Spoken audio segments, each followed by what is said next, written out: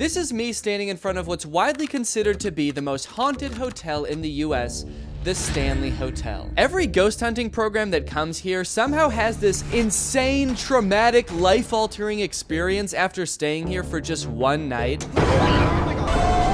And I'm trying to do the same thing. I'm gonna try to spend a night here hunting ghosts because I have one simple question. Is every ghost show and paranormal YouTuber over-exaggerating? Or is it just Shane Dawson? Because I know that Shane Dawson is.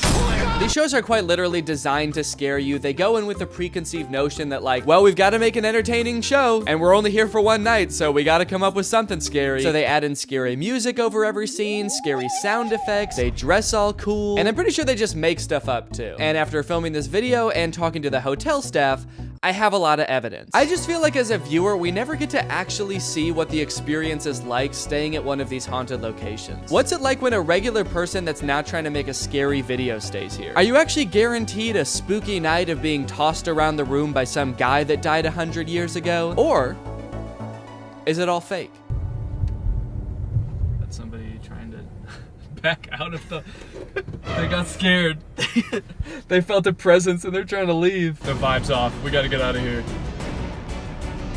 The Stanley. The Stanley Hotel is probably most known for being so scary that apparently just one stay here inspired Stephen King to write The Shining. And I'll tell you the story of how that happened later, but ever since The Shining came out, this hotel has been the subject of countless ghost stories and paranormal investigations, most of which exclusively depict this place as this decrepit, creepy old hotel that only exists at night. But this place is actually like a beautiful hotel. It felt less like a portal to hell and more like a tourist attraction. When I got there were people milling around, taking pictures. The hotel was like blaring music. If I was a ghost, I would have been pissed. I can't haunt this place. It's too nice out. Nobody's even gonna be scared of me. There are a ton of different ghosts that haunt this hotel. Like, I think every article I read and every person I talked to at this hotel somehow knew about a different ghost that I hadn't heard of yet. It's like anyone who's ever so much as even looked at this building gets sent here when they die. I'm worried I'm gonna haunt this place when I die. There's the ghost of a housekeeper that was in an explosion at the hotel and still sticks around to fulfill her maidly duties, a cowboy ghost that supposedly kisses women in their sleep, and a lot more ghosts, many of which are tied to specific rooms, like my room, the haberdasher suite, because my room is haunted by a haberdasher. If you don't know what a haberdasher is, it is someone who haberdashes, which apparently is old-timey speak for sells clothes to men. It's just a men's clothes dealer. Okay, I'm about to enter the room for the first time. Supposedly one of the many haunted rooms in this hotel. I've heard that when stepping into a haunted space for the first time, you can immediately notice a different energy. Wow. But I walked all around this room, looked in every nook and cranny, and I gotta say, I did not really feel anything. It's a good sign. There is a fly flying around. I don't know if you can see that. I keep seeing it smack into the window. He's trying to get out of here. He's scared. On a scale from 1 to 10, I'd say my spook level was hovering about a 1.1 on the spook meter. On the spookometer. No Bible. You know what, I feel like hotels like this often, because they're haunted, can get a pass if anything about their room is like shitty. Because they can either be like, well, the ghost did that.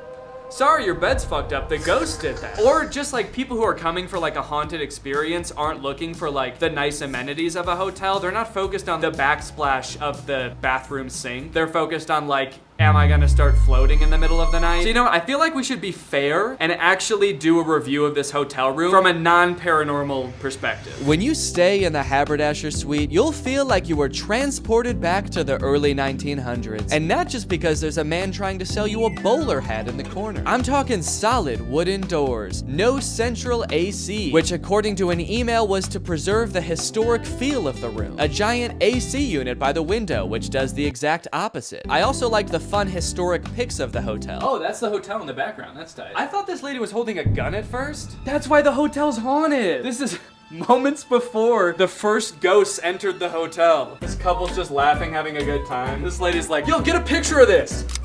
In keeping with the theme of not keeping with a theme, the bathroom also felt very out of place. This is actually a very nice shower. Some nice artwork over here. This is beautiful. The bathroom had this like newly renovated farmhouse aesthetic, like something straight out of an episode of Fixer Upper. 0 out of 10, not historic, and too nice to be haunted. Seriously, when it started to get dark out, the only place I felt like I wouldn't get haunted was in the bathroom. I'd be peeing and the haberdasher would just be standing outside the door like, come out here. I can't haunt you in there, it's too nice. Come out here where it's old and creepy. Please. I want to sell you a hat. Okay, this curtain has a stain on it. Something was up with the bed too. Do my feet look higher than the rest of my body? All right, I'm settled into my hotel room. I'm chilling. I went to the hotel restaurant and ate some dinner. The view was beautiful and the food was just okay. And my spookometer is still going strong at a 1. Now you're probably wondering what I mean when I say that all of the shows that film here are over exaggerating. Unless you've watched one of these shows before, in which case you're not. You already 100% know what I'm talking about. Well, let's take a look at Ghost Adventures, which is hosted by what I like to call the Chris Angel of paranormal investigation, Zach Baggins. This is a genuine, authentic haunt. The second I got my key and I shut the door, I pretty much said, all right, listen, I'm gonna have to get naked a couple times to take a shower. Sometimes in the middle of the night I get up to get water, and I can't guarantee that I'm wearing everything. Oh no. Oh, shoot. Is that something I should have done when I got here? Attention, all ghosts in this room. You are gonna see my dick. From early childhood, I used to hang out around here. I've had 2 heart transplants. So every anniversary of one of my heart transplants, my parents would give me a weekend up here. I've had a lot of near-death experiences. Wait, their gift to their son with severe heart problems was a trip to the scariest place in the country? Dude, I don't mean to pry, but your parents were 100% trying to kill you. Our investigation will take us into 3 of the buildings that comprise the Stanley Complex.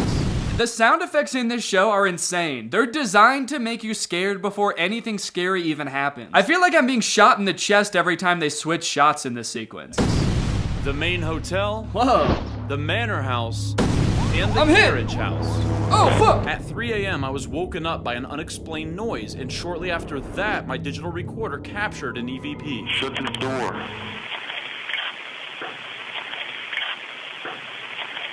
Stuff like this is pretty hard to dispute because it's impossible to tell if this is staged or not, or if this is just like static that happens to somewhat resemble a human voice. Without the text on screen, it kind of doesn't even sound like a voice. Like, let me play a different one, for example, and you try to tell me what you think it says. And here's what it says. Did you get it? No? I knew you didn't have what it takes to join the Ghost Adventures. Get out of my hotel room. And then we get to Shane Dawson. I think they tried to decorate for Christmas, but it is scary. Why are all these chairs so scary? Watching Shane Dawson investigate the paranormal is like watching a wounded deer try to investigate a theme park. It doesn't matter what happens, he's going to be terrified. Oh my god. Wait, are they fucking with us? Try this. Just unlocking the door to his room is almost enough to send Shane packing. This is creepy as fuck. It is a very normal hotel room. Okay, can I just say something? And you're gonna think I'm being dramatic. My camera has been fine focusing this whole day. The second we got into this hotel, it stops fucking focusing every second. I don't know if you guys know this, but cameras have a harder time focusing in dimly lit environments. That's like a well-known thing about cameras. It's pretty funny to try to pin that on a ghost. It's not focusing on anything. Yeah, you guys turned off all the lights. What is there to focus on? He's like panning around really fast and like getting really close to things in the dark. Like, I'm sorry, dude, the darkness is usually way crisper on this camera. But I think my favorite part about this is when Shane pauses the video and edits in text to point out something that he didn't notice while filming.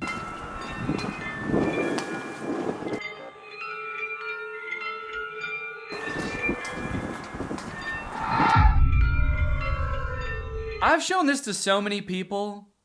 Did you guys see anything? What did he think was there? I'm so confused. He didn't have to edit that in. It might be nothing? Yeah, no, it definitely was nothing. Throughout this video, Shane adds in sound effects that are designed to make his terrified reaction seem a little more justified. Oh my god! He'll hear like a tiny bump noise that came from outside and then add in like the loudest horror sound effect you've ever heard. Here's the actual sound effect, and then here's how scared that made me.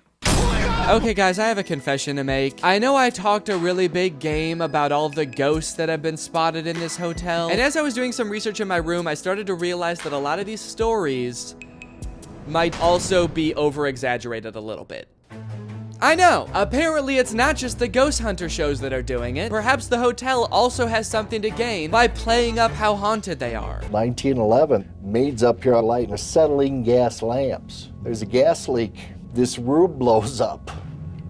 The maid's name was Mrs. Wilson. It's believed that Mrs. Wilson is still with us in the hotel here. We've had guests walk into the bathroom, the light will turn on. Their clothes are put away in the dresser drawers and their bags are stacked in the closet. I have a couple questions about this story, because the way he tells it in this show makes it sound like the housekeeper is haunting the hotel because she died in this explosion at the hotel. She didn't. She didn't die. I looked it up. There's articles about this story. This happened in 1911. A housekeeper accidentally blew up like half the hotel. She sustained injuries. She broke both of her ankles, and then she died. In 1950. She lived for 40 years after this explosion. Honestly, even if she is haunting the hotel, like if she died here in 1950, that's her own business. The hotel doesn't need to go around spreading this story about her fucking up and blowing up the hotel. That seems a little bit petty, doesn't it? The interesting thing about the housekeeper ghost is that it's said that most of what she does to haunt the hotel is folding people's clothes and making their beds while they're not in the room, which, sure, it is pretty difficult to prove a ghost did that because that's what happens at every hotel when you leave the room, because that's what housekeepers do. But what would you rather her ghost powers be? Blowing up your room? Fucking up and just exploding the hotel? That wouldn't be a very fun ghost, would it? Yeah, this room is actually haunted by a creeper from Minecraft. If you hear hissing behind you, run. I'll be honest, at this point, I'm kind of worried I'm not even gonna get kissed by this cowboy ghost. And it's not just that. I also looked into the story about The Shining, and do you want to know what happened? What inspired this hotel's biggest claim to fame? On a cold winter night in the 1970s, Stephen King stayed in room 217 at the Stanley Hotel. It was the end of the tourist season at the hotel, so it was very empty, and while Stephen was sleeping, he had a nightmare that his son was being chased by a hose, and it was so scary that he wrote a whole ass book about it. That's right. As far as anyone knows, and as far as Stephen King has ever said, Stephen King saw 0 ghosts at the Stanley Hotel. 0 ghosts. You can book the room Stephen King stayed in, and it is booked for every Halloween for 7 years, because the hotel's booking system only goes 7 years into the future. And he never saw a ghost. Okay, but to be fair, just because Stephen King didn't see a ghost at the Stanley Hotel doesn't mean that there's nothing weird going on here, as I would find out when we got to talking to 2 tour guides at the hotel. This is the 3rd, possibly the 4th haunted building I've worked at. This is definitely the most haunted place I've worked in town. I think that there are far too many, far too close enough to sane people at the Stanley who have a ghost story. When I started working here, I was thought, maybe I'll see a ghost, hear some weird noise, maybe once, twice a year. Some nights it's an every night thing. And we also got to go on a tour of all the most haunted spots in the hotel after hours, where we found out a lot of juicy details about this hotel. For one, there are a ton of pictures of ghosts that people have taken at the Stanley Hotel. And on this tour, they showed us a lot of them. And while some of them just look like it could have been like a camera glitch or like a blurry low light photo where you can't really tell what's going on, when it's 1 a.m. and you're in the underground cave tunnels underneath a haunted hotel with 2 strangers you've never met, and one of them shows you a picture of a ghost girl hiding behind the carriage that you're standing right next to, scary. The scariest ghost they told us about was a ghost named Dennis. They don't actually know the ghost's name, but they call him that because he's a menace. And I wish I had a video of some of the pictures they showed us, but Dennis looks creepy as hell. In every picture, he's just a shadowy figure with glowing eyes. In one of the pictures, he was posing in the background like this. And they told us a story about how one of the staff members saw Dennis in like the staff quarters, and Dennis started chasing him, and all the doors were locked, so he had to run upstairs and jump out a window to get away from Dennis. Do you have any idea how badly I didn't want to wake up in my hotel room that night and see Dennis staring at me? I was at a solid 5 or 6 on my little spook meter. But that all went down to a -5 or 6 when they started telling us a story about when Zach Baggins was there filming for Ghost Adventures. A big part of the Ghost Adventures episode at the Stanley was the carriage house, because that's where the hotel stores all of the mattresses that people have died on. There's objects in here where some actual death happened, where the bodies were discovered on these beds. So they spent like a ton of time in the episode trying to contact the spirits of people who have died on these mattresses. Can you guess what the tour guides told us? Yeah, none of that's true. Yeah, the hotel doesn't store mattresses that people died on like they're saving them for something. Save it. What would they be saving them for? That's No, so funny. We're an operating hotel, and believe it or not, we switch out mattresses every once in a while. Yeah. So Zach Baggins and his crew apparently just showed up and like looked through the window of the carriage house, saw mattresses, and were like, hey, let's go make some stuff up in there. The most interesting thing I took from the tour is that even though the tour guides know all of the spookiest things that have happened in the hotel, some of them don't 100% believe in ghosts. We were walking with one of the tour guides after he had showed us, I don't know, some of the most insane pictures of ghosts I've ever seen. And Jake asked him like, so when did you start believing in ghosts? And he was like, oh, I don't know if I believe in that stuff. Huh? So wait, what was all that about Dennis then? You get to just tell me about Dennis and make me scared and then not believe in him yourself? How is that fair? Don't get me wrong though, a lot of the staff actually do believe in ghosts, so much so that some even claim to have personal relationships with the ghosts they interact with most often. Last summer, 2021, Paul, our former caretaker of the concert hall, gave me a birthday present. It was a little 20-cent Euro piece, French issue. Left it on the front seat of my car 2 days after my birthday. I asked my husband, I asked my coworkers, I asked whoever, and then in a Ouija board session 3 weeks later, Paul claims it, and I carry it with me as a good luck token. I'm a very naturally skeptical person, so when I hear stories like this, my brain immediately jumps to like, let's think of all the reasons why this might not be true. So rest assured, that's all I've been doing since I got back from the hotel. But like, you know, I have a hard time calling people liars and saying that their like first-hand personal accounts aren't true. What I do know though is that while we were getting this tour, there were at least 1 or 2 other tour guides that were following us and trying to prank us the entire time by tapping on the windows of the rooms we were in with sticks. Because I remember one day it was like completely drained. Who's there? I guess that's just kind of like a fun little thing they do there. A fun little hazing designed to, I don't know, make me shit my pants. There's nothing wrong with a little bit of hazing, except for when there is. So I am kind of curious how many of the paranormal experiences the staff have had at this place that were just pranks that they never found out were pranks.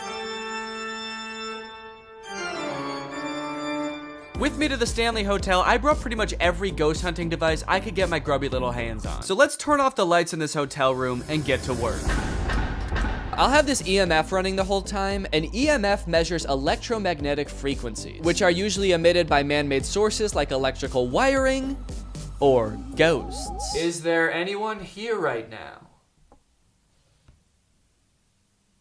Okay, it's still at 0. Another popular ghost hunting tool is a tiny twist-on flashlight like this. Because some ghosts might not be super powerful and might not be able to move really heavy objects, if you twist one of these flashlights right to the point where it's about to turn off, it makes it a lot easier for a ghost to communicate by flickering the light. I gave any potential ghosts a little demonstration on how to twist the light, and I was about to start trying to communicate when the unthinkable happened. So if there's anyone here, let's maybe make... Oh, okay. Yeah, it was just a moth that flew in front of the camera light and Jake tried to swat at it. So the light flickered for a second. Don't let my nervous little smile and laugh fool you. I actually was scared right here. I guess having the only light in the room is kind of a, oh shit, you got it. I got it. Holy mackerel. Fuck that guy. Yet another ghost in the room tonight. Next up, the spirit box. A spirit box is basically just a little radio that rapidly cycles through radio stations. And ghosts can apparently use those radio stations to communicate with us. Okay, now I would like to ask again, is there anybody in this room aside from me and Jake? Okay, we got a little something. I don't know what it said. It kind of sounded like, oh, you can do it. Very encouraging ghost. I do appreciate that. Thank you. Is there anybody that is maybe... Okay. That actually sounded... I said, is there anybody? And it kind of sounded like it might have said, there is somebody. I'll let you guys listen to it a couple times. Let me know what you think. That is maybe. Full disclosure, I actually am pretty weirded out by this. This is a pretty strange occurrence. It does sound a lot like there's somebody, and so I will give 1 point to the ghost for that one. That was pretty good, buddy. If you're a ghost, make no noise happen. Like, make it so no words are said.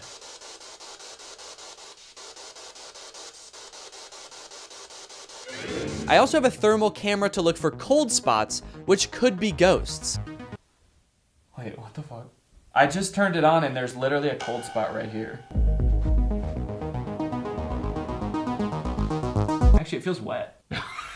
Oh, should I smell it?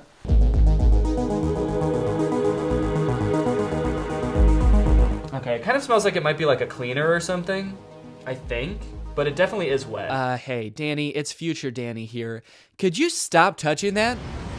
It's definitely pee. There was a small wet spot, and then a little trail, and then a big wet spot, like somebody started to have an accident, managed to control it for a second, and then hobbled 2 feet, and then just let it all out. Which leads to the scariest question of them all. Why did I put my face in that? Why was my first instinct when confronted with a wet spot in a hotel room to get my nose and lips as close to that baby as I could? I'm at home. It's been a week since I was at this hotel, and my spook meter is at a 10 out of 10. I think I was possessed by a piss goblin. Luckily, in the rest of the room, we didn't find any more piss. We also didn't find any ghosts, but at that point, I was more worried about the piss thing. Now, full disclosure, I've never 100% liked the way that paranormal investigators go about looking for spirits. Everybody goes in and sits on the floor and is like, who's there? Can anyone say your name? Who are you? What's your name? Did you pass away in one of those beds? I think it's a little bit condescending. So I think if we're gonna find anything in this room, we're gonna have to get a little bit more drastic. Howdy, y'all. If there be any rootin' tootin' cowboys that like a good time, why don't you go ahead and flicker the flashlight? Is there any ghosts around me? All right, well, I guess if you don't want to come out, I'm gonna have to keep all this gold myself. But the only thing coming from my vial of gold was a puddle of gold. So I guess my method of ghost hunting was a giant waste of time. And sure, I did get this sick picture out of it, but unless I ever make a half country, half hyperpop album and I need cover art, it's pretty much useless. Good night. Tell the haberdasher I say hello. I will.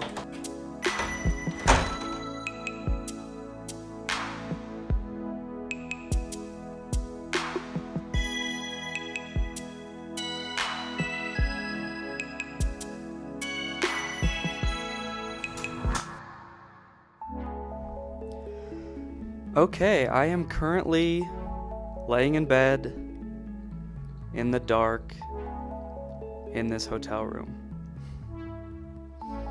This is the first time I've been alone with all the lights off in this room.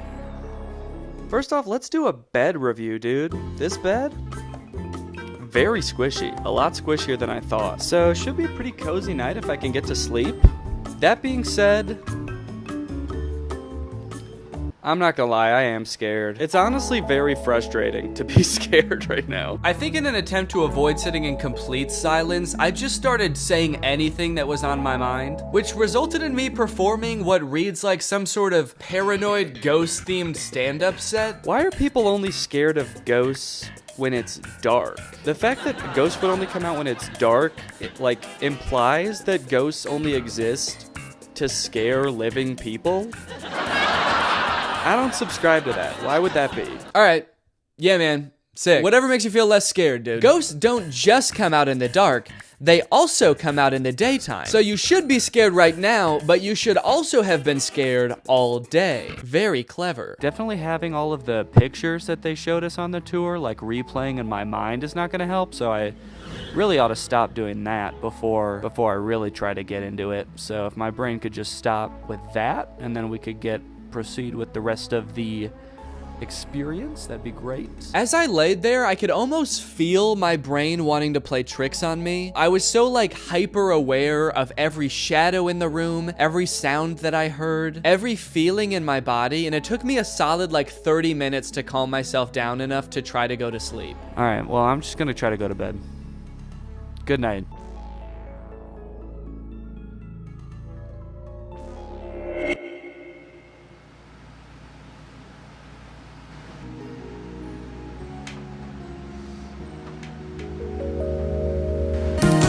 I did it, baby. That's right, I slept in a haunted room in the most haunted hotel for 5 hours. And I slept like a rock, dude. There could have been a haberdasher twerking on my bed all night, and I would not have woken up. Luckily, it does look like nothing paranormal happened that night, because I would have been pretty pissed if I missed that. So look, I can't tell you if there for sure are or aren't ghosts in the Stanley Hotel, but what I can tell you is that you're definitely not guaranteed a paranormal experience. What I can bet, though, is that it's still probably gonna be pretty scary. Even if you don't believe in ghosts, it's like turbulence on an airplane. I don't actually think the plane is gonna crash, but when it's happening, I am clutching my armrest. Speaking of which, I think I gotta catch my flight back home.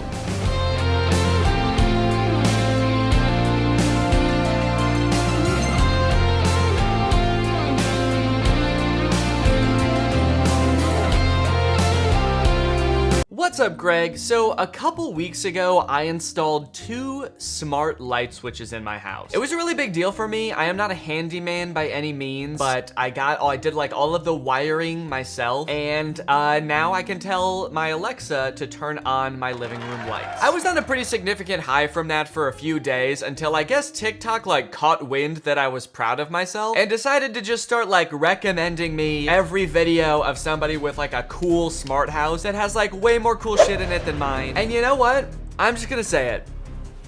I don't think smart houses are cool anymore. Yeah, I actually think that a lot of them are very tacky. Don't get me wrong, there's cool shit that smart houses can do. For example, automating things in your house, turning on and off like your Christmas tree at a certain time. Having like a Ring doorbell or whatever is cool, but like a lot of these TikToks are just like the tackiest, most unnecessary things. And they don't even make your life that much easier. Unless you live in the smart house from the Disney Channel movie Smart House, and your house can literally like suck food through the floor and try to turn into your new mom, I'm not impressed. Let me show you this TikTok called Coming Home to a Tech House. The first thing they do is unlock their house with a chip implanted in their wrist, which first off is insane. Was there not a less intrusive way they could figure out to use your body to unlock your house? I feel bad even telling you this, but like I can unlock my phone just with my face. See, look, if I just look at my phone, it unlocks like that. I didn't even have to get surgery for that. It just works. They couldn't figure out how to do that with your house. This girl's account is actually called Chip Girl here. She goes by Chip Girl online because she has a chip implanted in her wrist, which she can use to unlock various things in her house. It is a very unique thing, I will say that. I don't think I've ever met anybody else that has to use like cybernetic enhancements to get like grab a quick towel out of the cabinet. But I don't really understand the desire to like craft your entire online identity around how you unlock thing. First Colin's key and now this. What's going on here? The Kool-Aid Man's gonna make a TikTok account and call himself Bust Through the Wall Guy. So she plays some classical music on the piano. She makes some toast in her smart toaster. I'm not exactly sure what is so great about this toaster. Kind of just seems like a regular toaster to me. You push a button and it heats up bread. It has options for like other things you can heat up, but like functionally, is this not still the same as a regular toaster? I kind of feel like if she clicks bread, the toaster will be like, all right, we're gonna heat up the bread. And if she clicks Pop-Tart, it'll be like, okay, we're gonna heat up the Pop-Tart. So overall, pretty underwhelming tech house, I gotta say. Like, can this girl even turn on the lights with Alexa? I don't know. In one room of her house? Because I would be impressed about that, if she did that herself, especially. And I feel like we started off really crazy with the chip implanted in her wrist, and then as it went on, it was kind of just like, and I can like uncork a wine bottle without twisting. And I have an automatic soap dispenser. And it's like, yeah, so does like a Wendy's bathroom. It's not that cool. With things like the soap dispenser also, unless that's like plugged into the power of the house, I find that the hassle of like having to replace the batteries for that once a month outweighs not having to go like this to get your soap. Other people, I guess, must have been way more wowed by this person's house. One of the top comments on this video is it's giving me Black Mirror vibes. Yeah, I'm sorry, but no. No, this is not Black Mirror vibes at all. The chip in the wrist thing is weird, but it's not that crazy. And the rest of the TikTok was like so just kind of like weird and tacky. It's like, I don't understand how you make the connection of like, oh no, our piano can play itself? What is society coming to, man? Next thing you know, the prime minister's gonna be fucking a pig on TV. Chip Girl also will occasionally shed light on some of the problems with living in a tech house, of which I assume there are many. When you live in a super techie house and the oven breaks and you have to use a flashlight to see the screen. I do not have time for this. I do not have time for you. So I guess living in a smart house actually can be very impractical. When everything has like smart technology in it and it breaks, then you just can't use it anymore. I will say this is a pretty bad example of that because most ovens now have at least some kind of screen on them that tells you what temperature you're cooking at. And so if that breaks, then you have the same problem. This problem doesn't just exist with smart ovens. And it kind of just seems like this girl just wanted to brag about having a smart house. A couple weeks ago, I installed 2 smart light switches in my house. There's a lot of flaunting going on this account. I guess that's kind of the appeal of it for people that do like this account. But to me, it just seems like a lot of stuff that doesn't make your life any easier in the slightest. And my suspicion was proven correct with this TikTok. Check this out. It's a following robot. All right, little robot, let's go. Look at the storage space. I don't know what we're gonna put in here, but this is gonna be awesome. Why did you buy it then? I feel like as a society, we always kind of feel like we're like moving towards some sort of ideal version of the future where like everything in our home is automated. And to an extent, I think that that's cool. You know, if it makes your life easier, that's great. And sometimes I feel like we sort of forget how far we've really come. You know, if you have like an Alexa in your house, that's like having a personal assistant that can just tell you shit all the time and also try to sell you things. I don't know if anybody else has an Alexa out there, is it always trying to sell you shit? I'll ask her like, what's the weather? And she'll be like, 60 degrees. By the way, do you want to buy some crack? Anyway, to get an idea of just how far we've come, I found this video called Futuristic Smart Home 1989. So this is a video of what the people of the late 80s thought that our homes would be like in the future. Well, this is a concept of the TV of the future. This combines 2 different technologies. I like that he says it's a concept, which means it's not even necessarily a working prototype at the moment. So I'm wondering, like, is this how thin they thought TVs could get? Like, they were just making a concept, and they could not even conceptualize a real thin TV. But I guess, you know, kudos for trying to be realistic, I guess. You were wrong. And you were dumb. People of the past, you were so stupid. That would fit against the wall and was very maneuverable, but you can always position it away very discreetly. Very discreetly. No one would ever even know there's a TV there. Now, Mark, with all these systems, how do we control them? Do we have a lot of these little infrared controllers like we currently do with our VCRs and so on? Now, I know that I'm biased because, like, this video is all about the future and I live in the future for these people. But it's very hard every time this dude in the pink shirt says something not to be like, no, you idiot! Are we gonna control every device in the future with an infrared controller? Yeah, we're just gonna have 9,000 infrared controllers. You know how people have like key rings with hundreds of keys? Those are all gonna be like TV remote sized controllers. Shit, there's one specific controller that I use to turn the couch blue. There we go. Man, the future really is more convenient. But I will try to have some empathy because I do live in the future and they live in the 80s, which sucked. Let me introduce you to Dennis Arsenault, who can talk to you a little bit more about the systems within the house. Hi, Dennis. Nice to meet you, Steve. I bet this guy in the pink shirt's gonna be like, oh, does Dennis come with every house in the future? No! Dennis, can you demonstrate some of the systems within the house? Sure. Voice command. Good morning. Who is she?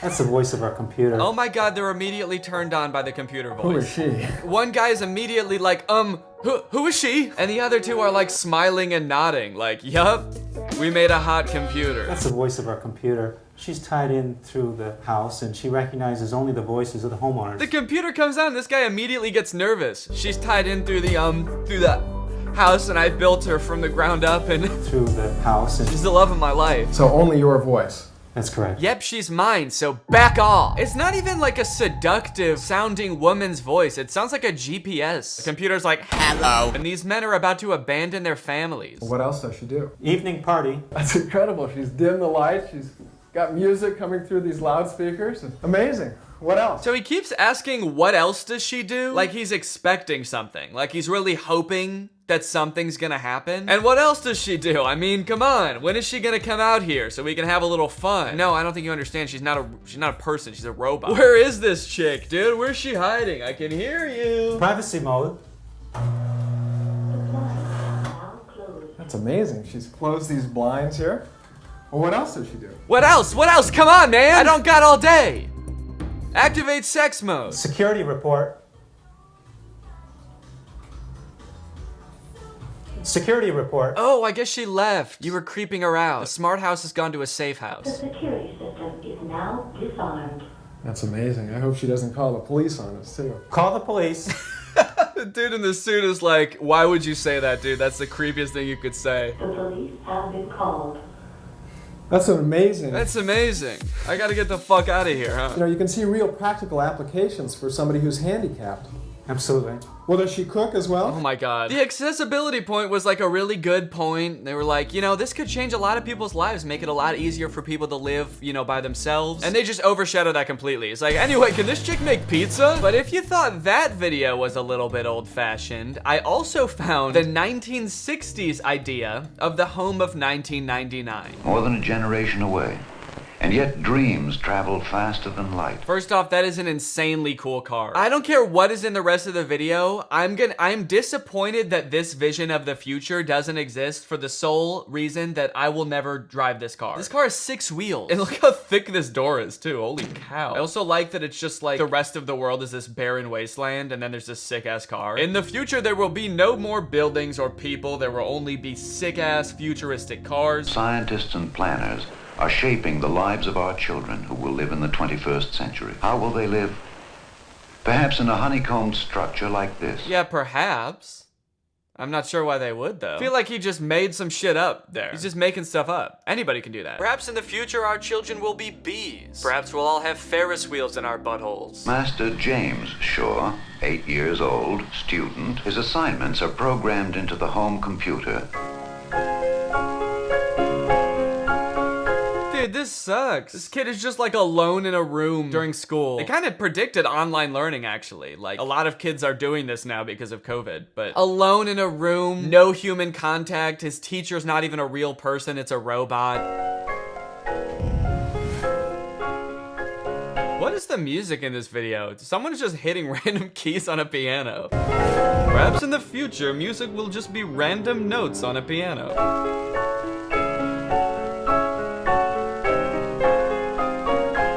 Damn, dude, this poor kid. The teaching technology of the future will be extremely advanced, but still no use for Jimmy's tiny broken brain. Hey, Mom, I'm hungry. Their TV screens are thinner than the one in the video from the 80s. I'm starting to think that they actually had a better idea of the future, dude. They predicted online learning already, flat screen TVs, actual flat screen TVs, and they had a cool ass car, which doesn't exist in real life today, but I wish it did. So they get points for that too. Yeah, me too. How about lunch?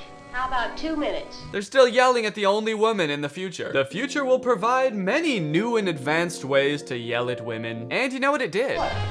3, 2, 1. In the future, no one will have manners. When your wife has promised that dinner will be ready in 2 minutes, you show up counting down to keep her on her toes. 6, 5, 4, 3, 2, 1. Divorce. Divorce. You were late. Divorce. Fingertip shopping will be one of the many homemakers' conveniences. This video console will be channeled into the store of her choice. Dude, they predicted online shopping too. This is pretty impressive, actually. The 1989 house didn't even mention home computers. And they already had them. Now, real quick, let's pop back to the smart homes of today. And then after that, I want to talk about what our predictions of the smart home of the future will be. We've got a lot of the stuff that they mentioned in the prior video, so I feel like we're doing pretty good. But honestly, I feel like we go a little bit overboard sometimes. We like automate things that don't need to be automated. We put smart things like tablets and things that don't need tablets. There's those like Samsung smart fridges that are the bane of my existence. You don't need an Android tablet in your fridge, man. You don't need it. Have you ever noticed that like your phone becomes obsolete in 3 years because when they release a new version of it, they're like, okay, and your phone doesn't work anymore? You want them to do that to your fridge? I will never buy a smart fridge. Fuck smart fridges. On top of Chip Girl on TikTok, there's also all of these accounts that keep trying to advertise products to me. There's like a bunch of accounts like this account, My Korean Home, that have like these like smart house products, and all of their accounts have links in their bios to the stores where you can buy all the shit that they talk about in their videos. Watch what life looks like when you live in a smart home. So you might be a little confused by that clip. While Chip Girl's smart technology was so mundane that it was just kind of boring, this apartment I feel like is so smart that it solves problems I didn't even know existed. Why is it snowing inside? Why is there snow in the hallway and in the elevator? I don't know. Is this like a commentary on global warming where like it's gonna be so hot outside that it needs to be snowing inside to counteract that? She gets home and like sprays her jacket with a laser. I don't even understand what the problem she's solving are. So I don't know if these are like good solutions for it. What is she spraying off of her clothes? Was the snow actually bugs and she's killing the bugs? I don't know. That's a horrifying thought. Okay, so this is a shoe heater. She puts her shoes on a shoe heater. That way next time she ventures out into the frozen wasteland that is her apartment building, her feet will be warm at least. I don't know why she has to warm them for like the next 12 hours if she's like just getting home from work and she's like, these will need to be warm at 6 a.m. tomorrow. So if I start heating them now, they should be 300 degrees next time I put them on. Then there's this thing. I don't know what this thing is at all. It's like a Bluetooth speaker looking thing. At first I'm like, does this kill the crabs? Does it play music for them? Is this a Bluetooth speaker? I don't know. I don't think crabs like music. And the mystery intensifies when she does the same thing with a few oranges, because you don't need to kill oranges. And I know they don't like music. Okay, now I think we've gotten past the smart home stuff and she's just cleaning her house. I think some of the stuff in their store is just like general cleaning supplies, organizational stuff. We're like halfway between this like completely post-apocalyptic society and just like a normal girl that wants to clean her house. Yeah, she's like cleaning her toilet bowl like completely normally. You have Bluetooth speakers for crabs and you don't have a like self-cleaning toilet. What kind of future do we want to live in here, guys? Also kind of messed up that her apartment doesn't have in-unit laundry. They were like, sorry guys, we spent a lot of money on the 8,000 snow machines throughout the halls of the building, so yeah, we just can't swing it for individual washers and dryers. Okay, but I know what you've been waiting for. You want to know what the future holds. How will houses look in the future? How will we interact with technology? I hope to God it's not on a smart fridge. As adults, we're gonna be like kids these days, always looking at their fucking fridges. Well, let's check it out. This video admittedly is from 2020, so it might be 2 years out of date, but it compiles a lot of different companies' visions of the future, so let's go ahead and check it out.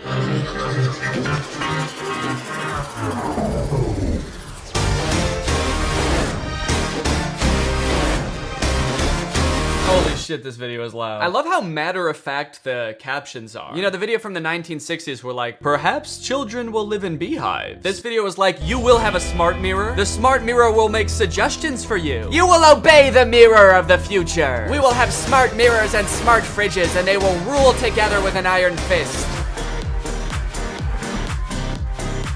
Oh, there we go. There was the smart fridge. Great, thank you. Who will have smart fridges? Man, fuck! I don't want a smart fridge. I also like that whoever wrote this video only used like you. You will do this. They never say we in the future. I don't know if whoever made this video is not planning on making it to whenever this future happens. The next caption is like, I will be long dead. When the smart mirrors take over, I will try to rebel. They will take my life. You will miss me greatly. I will say this is a very upbeat vision of the future. There's a lot to be excited about. Your counter can talk to you and tell you to respect food. How about potato skin chips? Now it's not your kids telling you when to make dinner, it's your counter. How demeaning is that? Okay, this kid has some sort of magic wand. Was not anticipating that as part of the vision of the future. Just turns into magic. Your firstborn will possess unnatural abilities. He will be whisked away to a school for extraordinary children.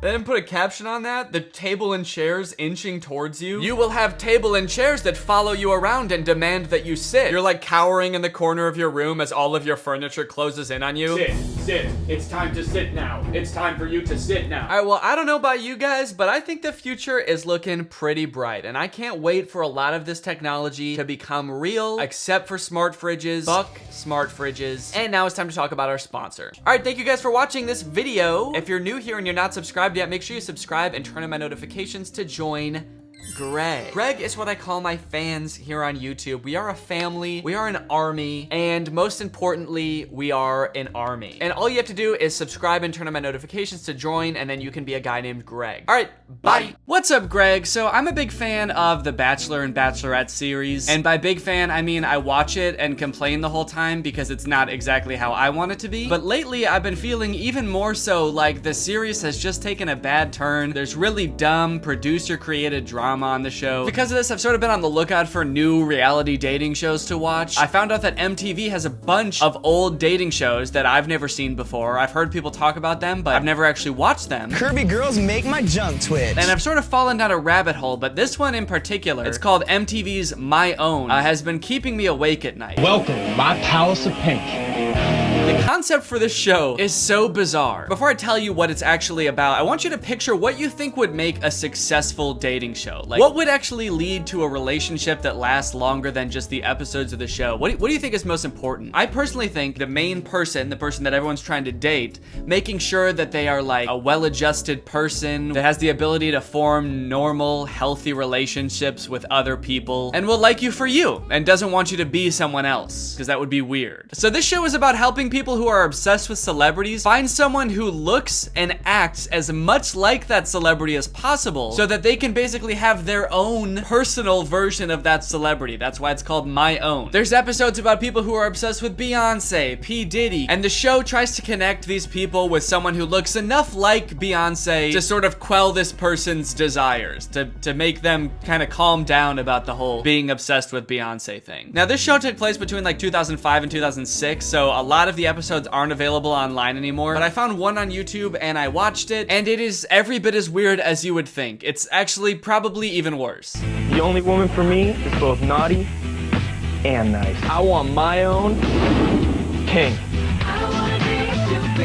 So at the beginning of the episode, we're introduced to the main character, Nick. Nick isn't looking for a Beyonce or a Kanye West. He's looking for his own Pink. He wants his own personal Pink. And this whole intro segment where they introduce this guy is just them sort of like listing and showcasing a ton of red flags. You and me, Friday night. What do you say?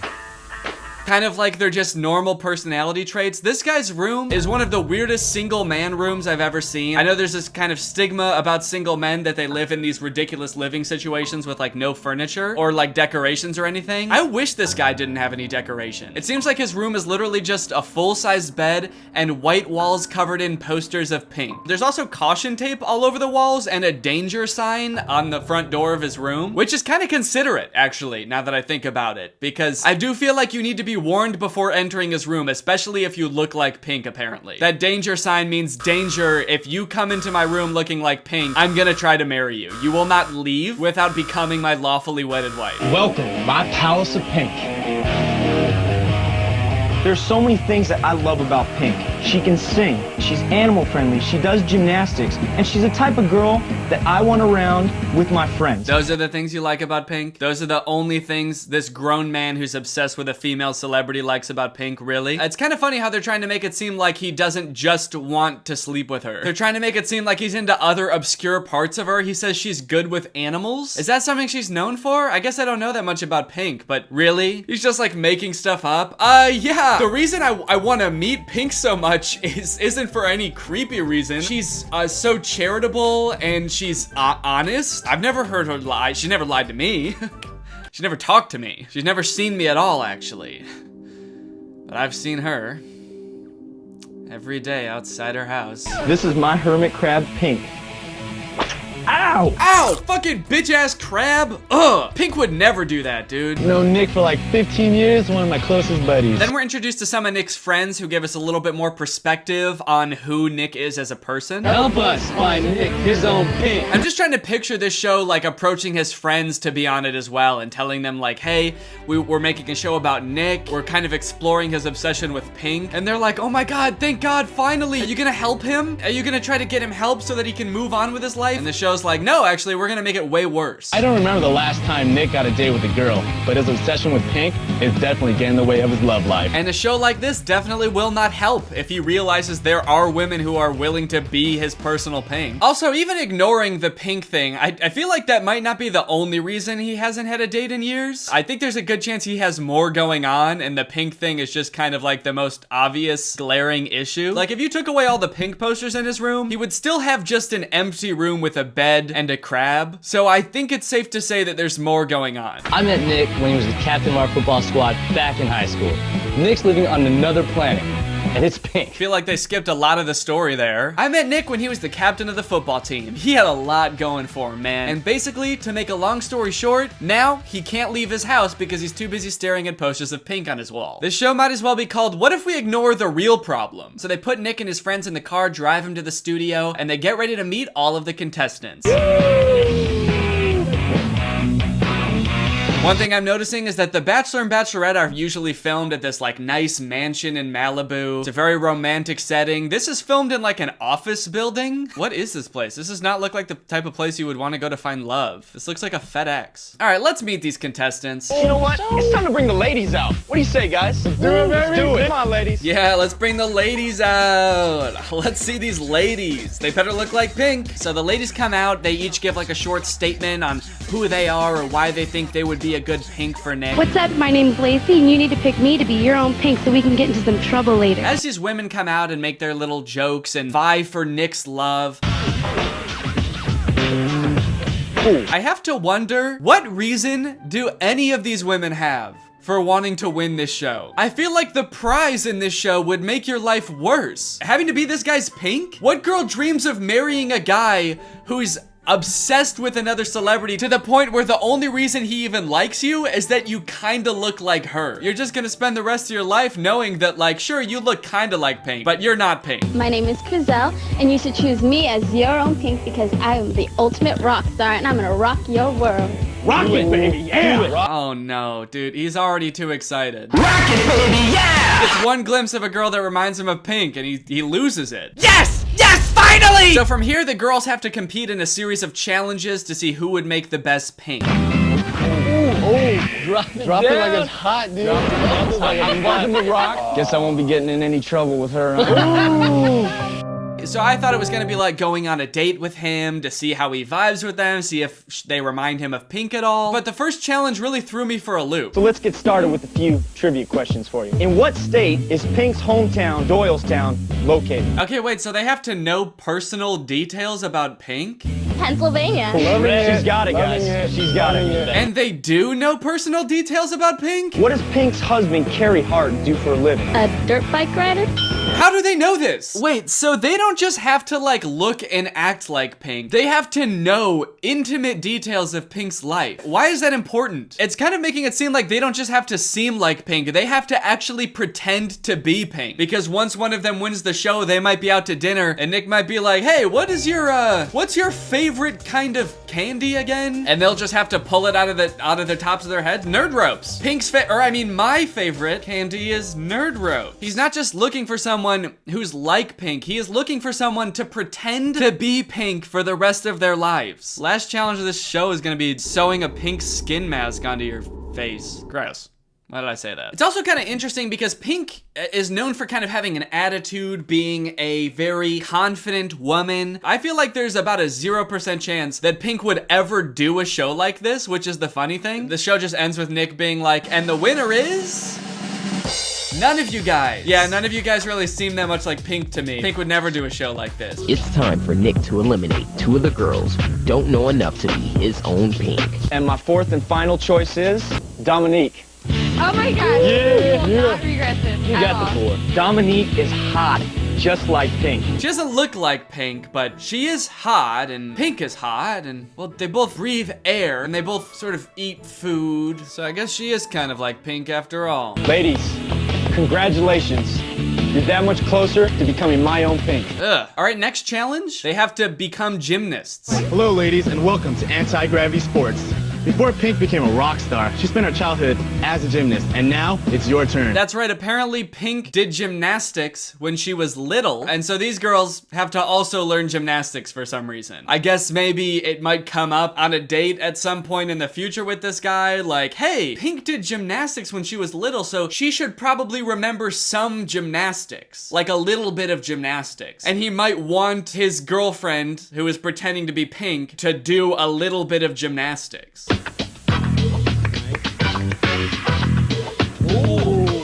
She is good. She's good.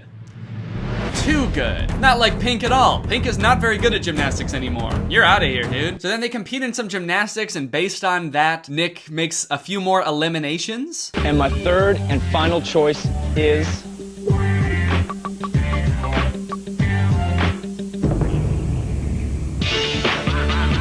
Oh, and they cut to a commercial break midway through the eliminations for some reason. I guess this is like a big cliffhanger. I'm not really sure how. I'm not at all invested in any of these girls. I know so little about them. The only thing I know is if they know trivia about Pink and can do a little bit of gymnastics. Are there people at home rooting for one of these girls? Is that why this would be a cliffhanger? We've only known these girls for 12 minutes. I can't imagine forming that strong of a connection with them in that time. I want Dominique to win so bad. Her story is so inspiring. She deserves this. Ever since she was a little girl, she's wanted to be someone's personal Pink. She's got this in the bag. Violet. Fuck! The third and final challenge is that these girls have to perform a Pink song for Nick. They have to get dressed up like Pink. They've got to bring the attitude. They've got to bring a great vocal performance to win Nick's heart. The only concern for you. Lucky girl, stupid girl. It doesn't make any sense. Why do any of these challenges matter? Do they think that this is what Pink's day consists of? She wakes up in the morning, she gets questioned by her husband on where she grew up and like what record label she was signed to first. And then she goes to the gym to remember just a little bit of gymnastics. And then she comes home and does a personal performance for Nick. Yeah, that's probably what Pink does. I guess when you only see someone on the screen, you just kind of assume that what you saw them doing on the screen is what they're always doing. Whoever wins this show, she like goes home with Nick, and then that night she like gets in bed and she's about to go to sleep with him, and he's like, whoa, hold up, what the fuck are you doing? She's like, we're gonna go to sleep now, right? And he's like, no.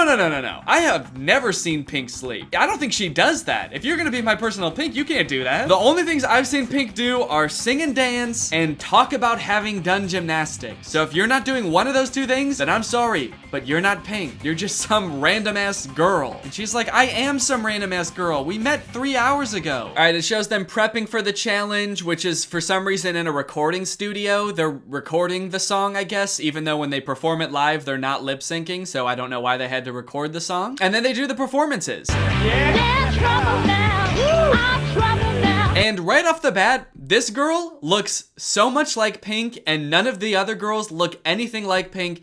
It's so obvious that she's gonna win. Yeah! But they put her first and then make the other two girls try to follow that up as if they have any chance of winning against this girl that actually looks like Pink. They do okay given the circumstances. I mean, they're probably just confused, perpetually confused about why they're here and what choices in life led them to be here. But maybe this is what they want. Maybe they have like pictures on their wall that just say like, guy that is obsessed with Pink. And that's their dream guy. That's who they've always wanted to be with. But even if that is the case, they definitely squander the opportunity. Maybe if I act like that guy will call me. They do not impress. It's time for Nick to bring down the lights on two of our hopefuls as he picks his very own Pink. All right, it's time for him to pick his Pink. Who's it gonna be? Ladies, all these performances were great. No, they weren't. Unfortunately, I can only pick one of you to be my own Pink. Desiree, I loved your performance, and you just look flat out hot. Desiree, I loved your performance. Actually, honestly, who am I kidding? I wasn't paying attention to it at all, because you looked so fucking hot. So there's 3 girls here, and he only gets to pick one. It'd be kind of nice if his friends got a Pink too, just for the trouble, you know? I mean, they helped with a lot of this. I think their own personal Pink isn't too much to ask for. Lacey, it's not you. I like how the contestants who get eliminated don't leave once they're eliminated. They just get the lights turned off on them, and then they get to watch in the dark as the only girl that looks like Pink wins. Violet, it's not you. Desiree, congratulations. My own Pink. Oh, that's awesome. I'm so happy for them. Can I go home now? Desiree impressed me from the start. She looked like an Olympic athlete, and she rocked it on stage with her performance just like Pink would. Now that Desiree's my own Pink, I'm looking forward to getting into some trouble. The ending is pretty lackluster, honestly. It just kind of like ends right here with them walking off together. We don't know what happens next, if they go on a date or anything like that. Honestly, maybe a good thing, because I'm not really sure if I want to know what happens next. I feel like best case scenario, and probably most likely, they walk off of this stage with their arms linked, and then once they get backstage, they just sort of split up and walk in opposite directions, don't even look at each other, and just never see each other again. It's either that, or this girl probably has has some really weird stories to tell. So I guess it's just kind of up to our own interpretation. It's kind of like the end of Inception. You kind of get to decide what you think happened next. Do you think they got married, or do you think they're both dead? I don't know. Anything's possible. Thanks for watching the video. If you're not subscribed yet, make sure you subscribe and turn on my notifications to join Greg. We are the fastest growing army on all of YouTube. Please do not look that up. And I will see you guys next time. Goodbye.